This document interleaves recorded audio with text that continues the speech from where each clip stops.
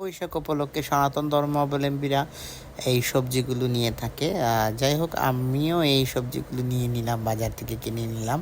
কিনে সুন্দর করে কেটে নিয়ে ধুয়ে পরিষ্কার করে নিলাম। এখানে আছে 5 মিশালি সবজি, আমার পছন্দ মতো সবজি নিয়ে নিলাম।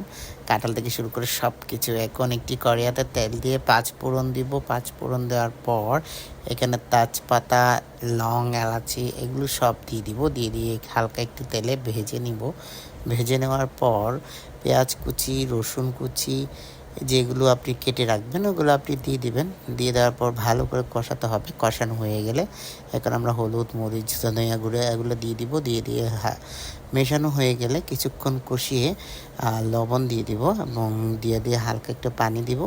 পানি দেওয়ার পর আমার এখানে সয়াবিন সিদ্ধ করে আমি রেখেছিলাম, ভালো করে চেপে পানি ফেলে দিতে হবে। ওই সয়াবিনগুলো দিয়ে দিলাম। তারপর হালকা অল্প করে একটু মসুরের ডাল দিলাম যাতে সবজিটা একটু ঘন হয়, এবং কেটে রাখা সবজিগুলো সবগুলো দিয়ে দিব।